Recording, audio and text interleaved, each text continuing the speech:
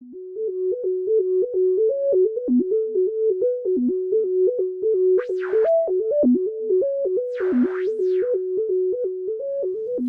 guys, this is Soloman Barghouthi. I am an application platform specialist from the IBM Raleigh lab in North Carolina.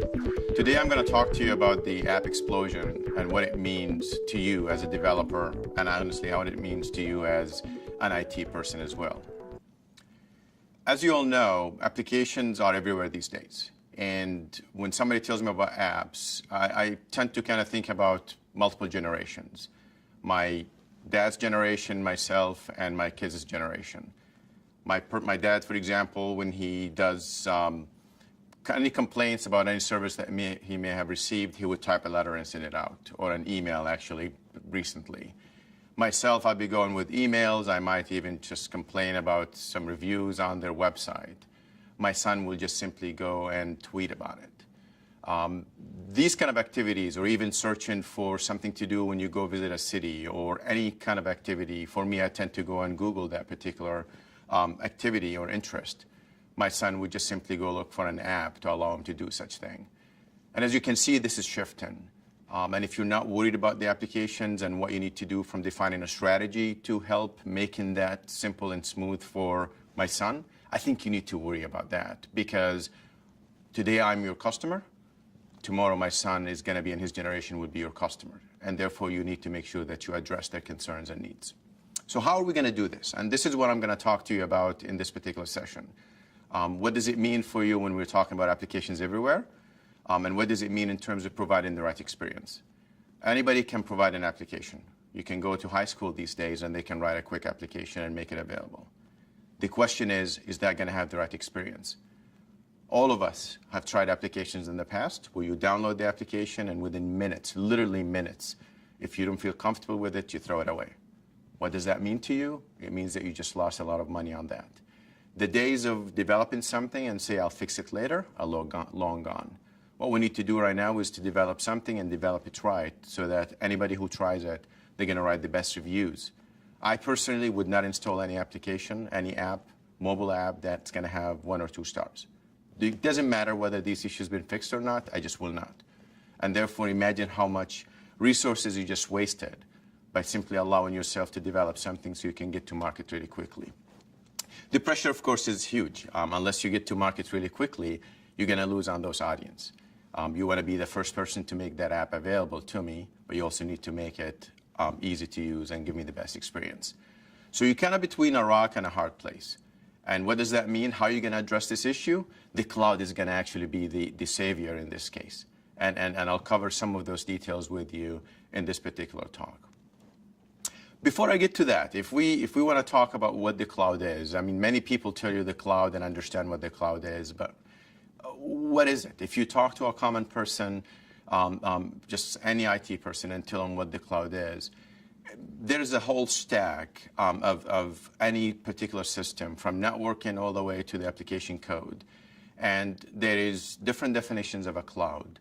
The cloud is something that will help you in terms of why you care about the cloud. It helps you in terms of pulling your resources together, rather than having every part of your system or your environment be located and consume, let's say, 20% of the resources they have.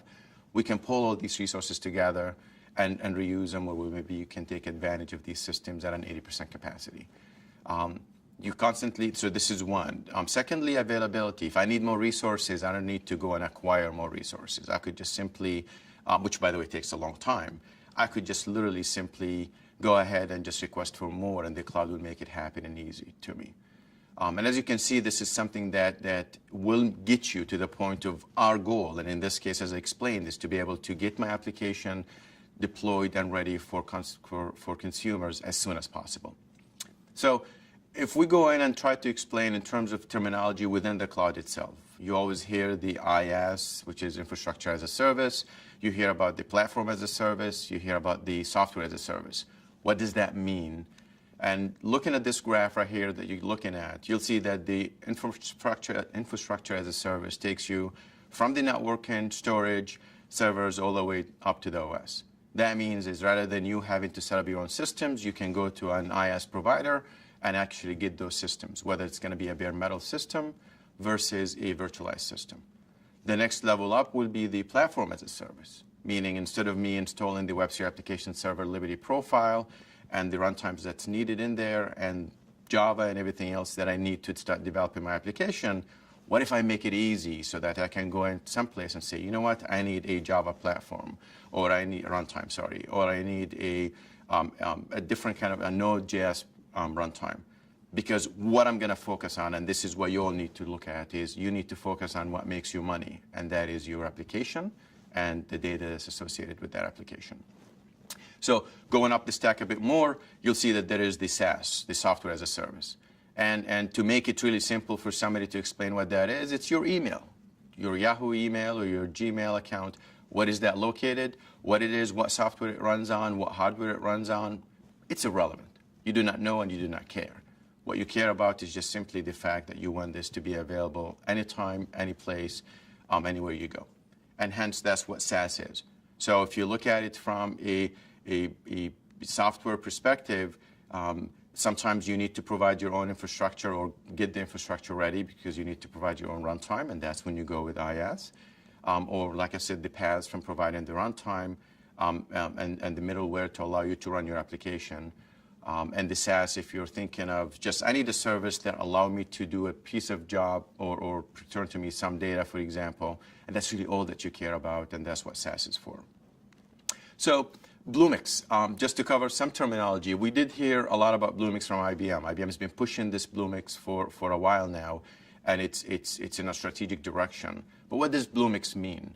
I know initially people thought of Bluemix as being just the IBM PaaS environment, and that's actually just part of the story.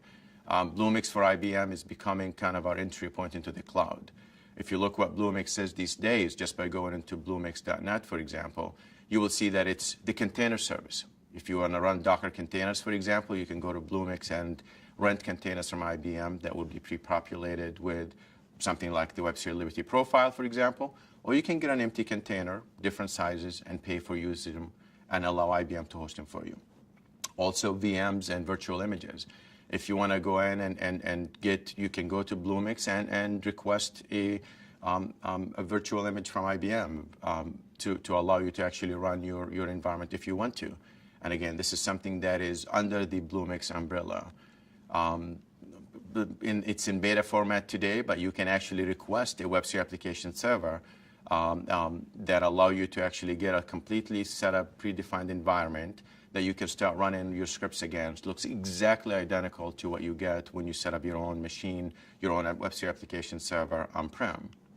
And of course, APIs and the ability for you to look up APIs, look up services, and look through a catalog that's offered not just by IBM, but it's also offered by third-party vendors. Quite frankly, I think we're looking at that catalog that we offer on Bluemix as, if you think about it, as the Google Play or Apple Store. It's something where those companies could actually add their own applications or services there, but anybody could actually develop and provide their own service and make money off of it. So this is a chance for you to add anything that you might think will allow you to make money, for example, and sell it. And of course, last but not least is the PaaS environment, which is the ability for you to create a runtime within minutes and ability for you to use any of these services and develop an application. And this is kind of the core requirement for you to be able to get to market really, really quickly with the best possible quality. As you know, in a typical environment, there's a definition of multi-speed IT, bimodal IT, and what that means is there are two kind of speeds when you're doing your work. There is what you're used to today is that you have a process that you have to go through. You have a lockdown, for example, if you're a retail store starting August for the Thanksgiving holiday and shopping season. But then you cannot sometimes afford to wait until the end of that or to follow this particular process because that will limit your innovation. And hence there is a need for you to be able to do things really quickly. Imagine a situation where, the example I gave earlier, where my son is going to write reviews on Twitter about your company, and you want to find out because you want to keep my son happy. Things like this, you need to write an application that allow you to actually monitor the Twitter sphere. Well, it's one thing to go in through the slow the slow speed of IT, which is the normal one. You go through the process, enterprise architects, project management, allocation of resources, which will take you months to get the stuff done, versus I can go to something like Bluemix and I can say, you know what, let me just get an environment ready, depending on which environment I want, whether it's Java or Node or PHP or what have you. Look up if there is any existing API that I can use from Twitter that allow me to just simply look for any usage of my company name and send me an email. And you can get this done in literally a day or two. So you can imagine how fast that will give you the answers that you want, or building your application. And you're not cutting any corners in this case, because the effort and the amount of resources that you were spending on creating those environments and making them ready, this is what took too long, that you're now taking those time and resources and applying them into making your application the best possible application. Cloud-enabled versus cloud-native. I constantly hear that, and people kind of get confused to what it is. So I would like to explain it to you. Cloud-enabled, basically taking an application that you have on-prem today, that you want to make it fit into the cloud environment. So you just tweak it to make it work in a cloud environment, whether it's a local cloud or a public cloud. Meaning, for example, you can't write to disk, you can't persist to memory, use services instead. Cloud native is the one that actually encourages innovation, because that's the one that allows you to build everything in the cloud, using the cloud way, using services, using a PaaS environment, things that allow you in the fast or super fast IT that I was talking about earlier. Liberty Profile is one item that will help you tremendously. IBM invested heavily in the Liberty Profile, and it is in our strategic direction. This is our composable application server. This is the one that allows you to fit whatever you need, because you can actually get an application server that's going to be as lightweight as you want it to be, or as function-rich as you want it to be, because you can control that yourself. This is something that gives you the fast startup time, the small memory footprint, allow you to even extend the runtime to do whatever you want to do with it. I encourage you all to look at this. This is something that is incredible. And if you have not looked at it, whether you are a developer, whether you are looking at it from a production perspective, you must really look at it, because this is going to be a huge help to your business. So to put all that stuff together, if I want to build something new, I want to build an application, I could start by going into something like Bluemix and get a runtime environment ready. I can start deploying my application in there. Then I decide later I need to actually access the database. I can go look up the database service, and now I have a database. I want to do some caching. I could look up the caching service. All get deployed in minutes. I want to monitor my solution or my environment. I could go ahead and add the monitoring service on top of that. And then iterate through the process, fix the problems. And I can see this will take you into focusing a lot into making your environment the best possible environment and produce the best possible application. Doing so is not necessarily going to be just in the cloud. One of the coolness and the beauty of the offering that we IBM provide is you can continue to do your desktop, you can continue to use your RAD or Eclipse tooling, and you can just simply connect it to your Bluemix using the Eclipse plugin from IBM, which could be downloaded very easily from Eclipse Marketplace. And that allows you to push your application over to the cloud and then run it in the cloud if you want to. And with that, I really thank you for taking the time to listen to me today. And I hope you enjoyed this particular talk, and I look forward to further discussions and talks with you in the future. Thank you.